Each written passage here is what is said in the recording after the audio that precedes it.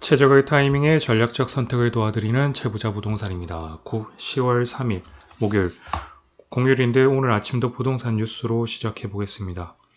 우선 제가 썸네일을 우선은 한번 바꿔봤습니다. 예, 좀 많은 구독 부탁드립니다. 우선 뉴스 제목 확인하겠습니다. 지방은 미분양이 쌓이고 있는데 서울은 로또 청약이다. 새 아파트 완공을 앞뒀는데 공사를 멈췄다. 이런 것들. 네, 분담금이 올라가고 있다. 지방의 악성 미분양을 민간 임대로 활용하면 어떨까? 이런 것들도 나오고요. 아파트 공사가 중단되고 있다. 대부분 이런 뉴스들입니다. 네. 바로 오늘은 간단하게 시작해 보겠습니다.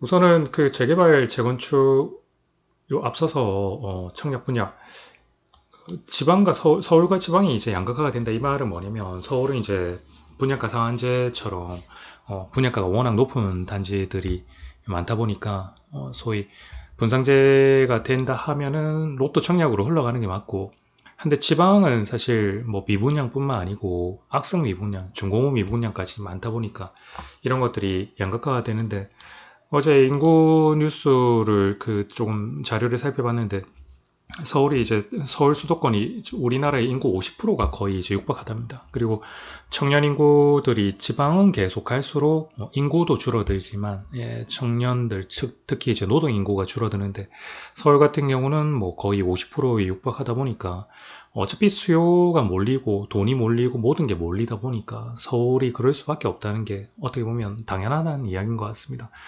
이런 걸 볼 때 이제 지방은 어떻게 이제 이걸 풀어내야 되는가, 간에 행정관청이나 이제 뭐 의원들 이 고민이 많으실 것 같아요.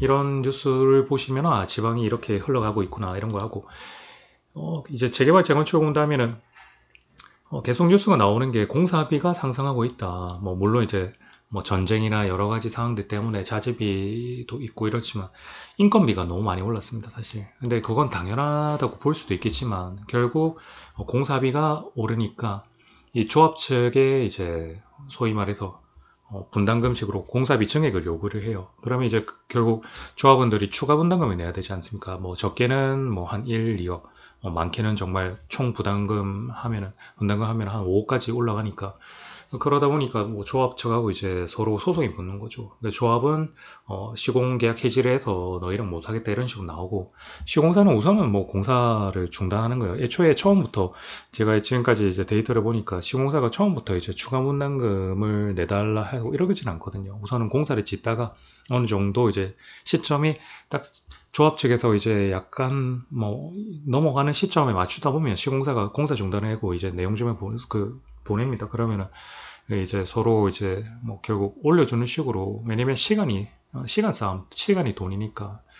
하지만 이제 시공계약을 해지하는 데도 있습니다. 뭐 이런 식으로 흘러가고, 이게 재건축, 특히 이제 재건축의 3기 신도시와 1기 신도시가 계속 흘러가기 때문에 여기도 분명히 이제 이런 상황들이 발생하지 않을까 싶습니다. 분담금이 계속 올라갈 수밖에 없는 상황이에요.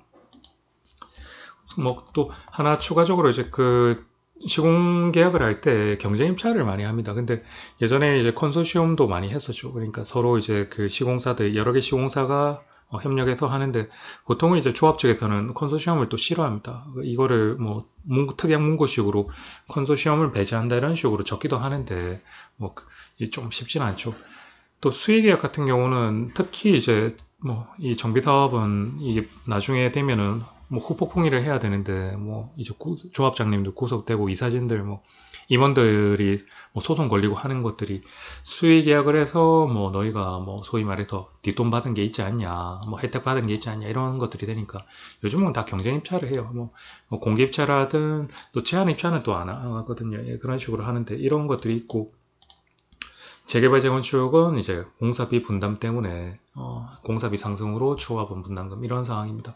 이런 상황이 되다 보니까 이제 뭐 결국 시간적으로 빨리 돈을 주고 빨리 해결하실 수도 있겠지만, 공사가 중단되거나 하면은 결국 재개발 재건축이 이제 정부 측에서 뭐 진행 과정을 법적인 진행 과정을 이렇게 좀 단축시켜 준다 하더라도 이런 상황들이 현장에서 시장 상황에서 이런 문제들이 발생하고 있으니까, 공사가 진척이 빠른 데도 있겠지만 느리거나 아니면 뭐 상황을 감망하는 데도 있지 않겠습니까? 그런 상황이 되다 보니까 소위 말해서 뭐 공사비도 늘어나고 여러 가지 할 때 사업성이 좋아질 시점을 기다리는 데도 있을 거라고요. 그렇다면 전반적으로 재개발 재건축이 처음에 이제 진행 과정을 단축시켜 준다 했을 때는 뭐 막 한호를 했지만 그 뚜껑을 열어보니까 이런 부분들이 있으니까 진행 과정이 느려지는 데도 많다고요. 그러다 보니까 결국 아파트 같은 경우는 이제 신축을 많이 이제 선호를 합니다.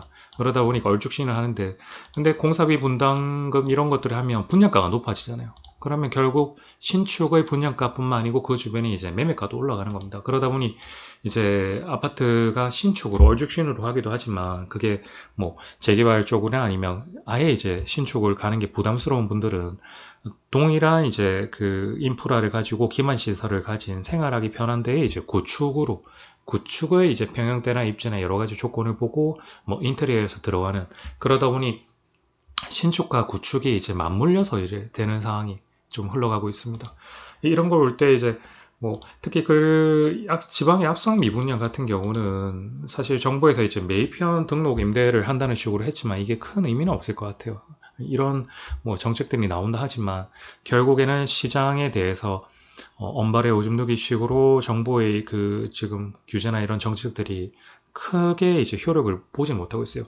결국 전반적으로는 지금 금리상, 그 다음에 이제 대출상, 결국 돈줄을 막아 놓으니까, 결국 흘러가는 분위기가 흘러가지는 않는다, 이런 시장인 거예요. 그래서 전반적으로 이제 거래는 줄고 있고, 뭐 그런 상황입니다.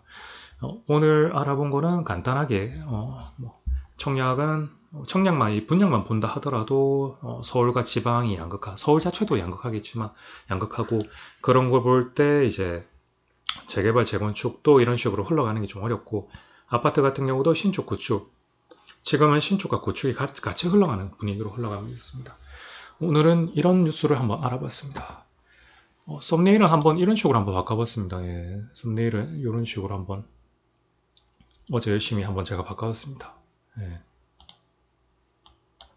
어떠신지 모르겠어요.